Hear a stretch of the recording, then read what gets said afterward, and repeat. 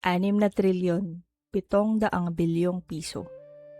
That's the size of the Philippine National Budget for 2026 signed into law by President Marcos last January.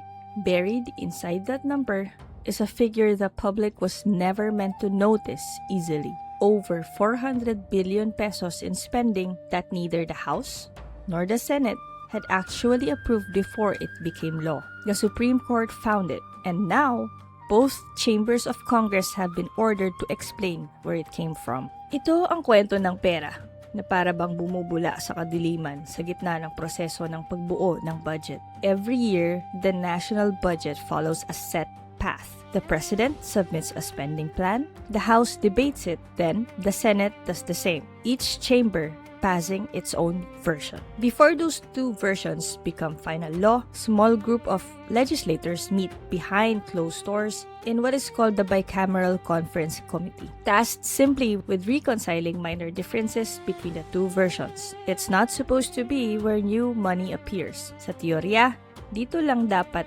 pinagtutugma ang mga detalye, hindi pinapalaki o binabago ang buong budget.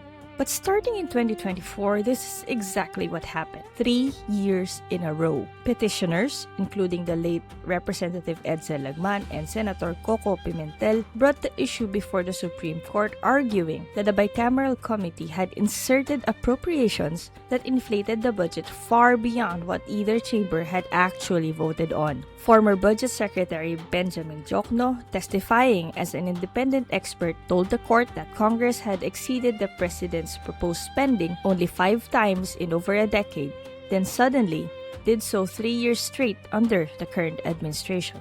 Noong Abril, nagsimula ang mga oral arguments sa Korte Suprema kung saan nagharap ng ebidensya ang mga eksperto at ang mga legislator na humahamon sa batas. By June, Senior Associate Justice Marvic Leonen ordered the House and Senate to submit the actual supporting documents behind these insertions, or, if none exist, to formally certify that fact to the court. Justice Alfredo Benjamin Caguiwa raised a separate concern: the closed-door nature of the bicameral meetings themselves, where the public and even most lawmakers have no way of tracking what gets added. And in a detail that stood out during the hearings, some of the revised figures included unusually specific centavo amounts, numbers so precise they raised questions about how or whether they were calculated at all. The government's defense rests on a simple argument. The Office of the Solicitor General maintains that unprogrammed appropriations exist precisely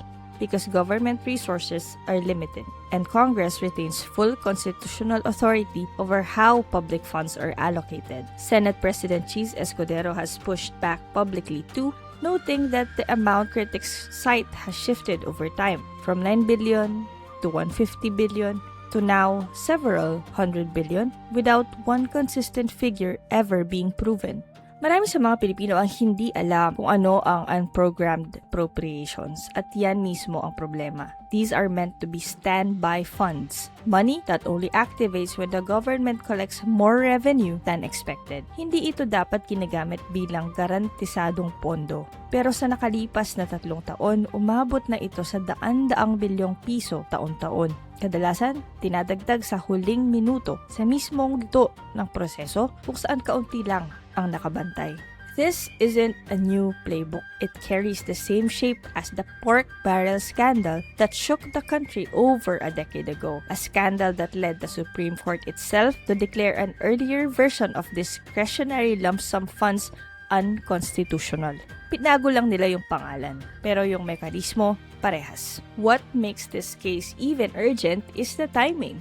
Former Senate President Franklin Drilon has publicly urged the court to rule before Congress begins deliberating the 2027 budget later this year, warning that without clear guidance, the same pattern could simply repeat itself for a 4th consecutive cycle. Kung hindi malinaw ang hatol ng Korte Suprema bago pa man magsimula ang susunod na deliberasyon, walang sisiguro na hindi na ito mauulit. Bawat piso na nawawala sa prosesong ito ay piso na hindi naaabot sa ospital, sa paaralan, sa flood control na dapat sana ay proteksyon ng mga mamamayang Pilipino. Habang tumatagal ang usapin, tumatagal din ang kawalan ng linaw kung saan talaga napupunta ang ating mga buwis.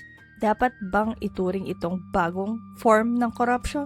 O part na lang ba talaga to ng normal process dito sa bansa natin sa pagbubuo ng budget? Ano sa tingin nyo?